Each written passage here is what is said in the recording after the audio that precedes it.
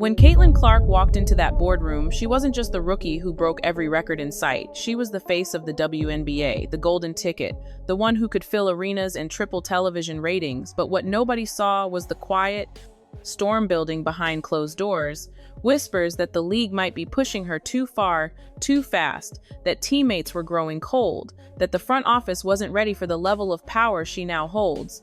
And now insiders say if things don't change, she could make the most shocking move in women's basketball history, walking away from the WNBA altogether and taking her unmatched star power somewhere else. From the moment Caitlin Clark was drafted, the hype machine went into overdrive, cameras followed her every step, merchandise with her name sold out in hours, ticket prices doubled just to see her play, and for the first time in years, WNBA games were trending nationally on social media, but with all that attention came the kind of pressure no rookie should ever have to carry. She wasn't just playing basketball anymore, she was being marketed as the savior of the league. Every win, every loss, every bad shooting night was dissected by sports media, every handshake, every sideline. Conversation was caught on camera and spun into headlines, and while fans were celebrating her rise, insiders say the league's business side was already calculating how much they could squeeze out of her image, how many brand deals they could line up, how much they could milk the Caitlin Clark phenomenon before the shine started to fade. But that shine was exactly what made her a target, because not everyone in the league was happy to see her dominate the spotlight. Veterans, who had spent years grinding for recognition, suddenly saw the cameras swing away from them towards a rookie, and whispers started that maybe she hadn't earned all this yet. Maybe the league was bending the rules to make her the face of the WNBA, and then came the rough games, the hard fouls, the moments where opposing players seemed less interested in defense and more interested in sending a message. That message being, you're not going to walk in here and take over without paying your dues. And Caitlin knew it too. She could feel the physicality increasing. She could feel tension in post-game handshakes. She could hear the subtle digs in interviews where veterans talked about respecting the game and knowing your place. And as all that noise built up, so did the pressure, until it wasn't just about playing basketball anymore. It was about surviving a season where everyone was watching, waiting, and ready to see if she would break. And just when it looked like things couldn't get more intense, the media storm exploded. Every sports show, every podcast, every headline was either hyping Caitlin as the savior of the league or tearing her down as overrated and overprotected. And that constant back and forth turned every single game into a high-stakes spectacle where one bad night could turn the narrative against her and one clutch performance could shut up the critics for a week. But in the middle of all that noise, Caitlin kept showing up, kept taking the hits, kept draining the deep threes that silenced entire arenas, and yet, behind the scenes, she was dealing with the bruises, the fatigue, the whispers from teammates who questioned the hype, and the sense that the league itself was writing her name for ticket sales while doing little to actually protect her on the court, because whether fans wanted to admit it or not, she had become more than just a player. She was now the lightning rod for every conversation about the WNBA's future and the target for anyone who wanted to make a statement in front of a national audience. And that's when the games turned into battles. Every possession was a war. Every drive to the basket was a gamble, because you never knew if it would end with 2 points or with you on the floor clutching your ribs. And Caitlin knew she had to adapt fast. So she started reading defenders like a book, anticipating the cheap shots, learning when to explode to the rim and when to pull up from deep before the contact came. And with every adjustment she made, her confidence grew. And so did the resentment from opponents who realized they couldn't rattle her anymore. And the harder they tried, the more locked in she became, until fans weren't just watching for highlights, they were watching for survival. They were holding their breath every time she got hit, wondering if this would be the moment she stayed down. But every time she bounced back, every time she kept running the floor, it sent a message louder than any trash talk could ever be. You can hit me, you can hate me, but you will not break me. And that defiance only made the spotlight burn hotter. By now, the entire arena could feel it. The momentum had shifted completely.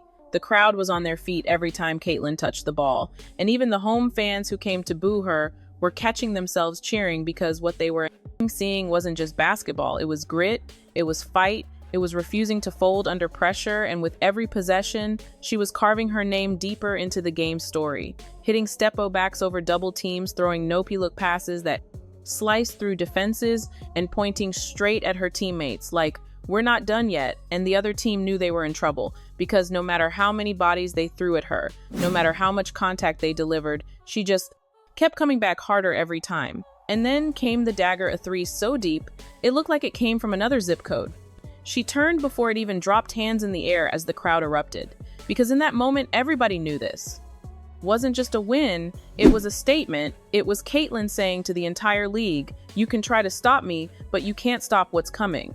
And when the buzzer finally hit the sound, didn't just signal the end of a game, it signaled the beginning of something bigger, because Caitlin didn't walk off like a player who just survived. She walked off like a player who had taken the WNBA script, ripped it in half, and rewrote it on her own terms. The cameras followed her every step. The commentators couldn't stop replaying her highlights, and even her rivals had to bite their tongues, because deep down they knew they had. Just watch the face of the league cement herself in real time. And the thing about moments like this is they don't fade, they echo, they spread, they turn into the clips kids watch in driveways, the quotes players carry into locker rooms, and in the nightmares opponents have before facing her again. And as she disappeared down the tunnel, one thing was crystal clear. Caitlin Clark isn't just playing in the WNBA, she's taking it over. And when the buzzer finally hit the sound, didn't just signal the end of a game, it signaled the beginning of something bigger, because Caitlin didn't walk off like a player who just survived. She walked off like a player who had taken the WNBA script, ripped it in half, and rewrote it on her own terms. The cameras followed her every step. The commentators couldn't stop replaying her highlights, and even her rivals had to bite their tongues, because deep down they knew they had. Just watch the face of the league cement herself in real time. And the thing about moments like this is they don't fade, they echo, they spread, they turn into the clips kids watch in driveways, the quotes players carry into locker rooms, and in the nightmares opponents have before facing her again.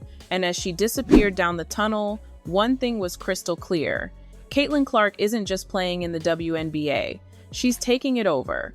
And that's why this isn't just another WNBA storyline. This is a takeover in motion, because Caitlin Clark isn't waiting for the league to hand her the crown. She's building her own throne game by game, shot by shot, moment by moment, and every time the spotlight tries to blind her, she turns it right back around and blinds everyone else, because she's not just here to compete, she's here to dominate. She's not just making history, she's rewriting it in real time.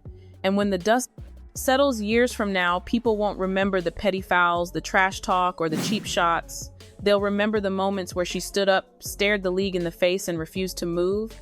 They'll remember the way she changed the game for good. And they'll remember that this was the season the Caitlin Clark era began, not quietly, not slowly, but all at once, like a storm you saw coming and still couldn't escape. So when you look at everything that's happened this season, the story isn't just about a rookie finding her place. It's about a player who walked into the league with the weight of expectation and turned it into fuel. It's about a star who didn't just rise, but exploded onto the scene, breaking through every wall and every attempt to hold her back. It's about proving that talent, heart, and relentless drive will always win over politics, favoritism, and fear, and no matter how hard they try to slow her down. The truth is they can't, because Caitlin Clark has already set the standard higher than they've ever seen before, and the more they push, the more she'll rise until the league has no choice but to follow her lead. Because whether they like it or not, this is her time, her moment, her league, and nothing they do can change that now.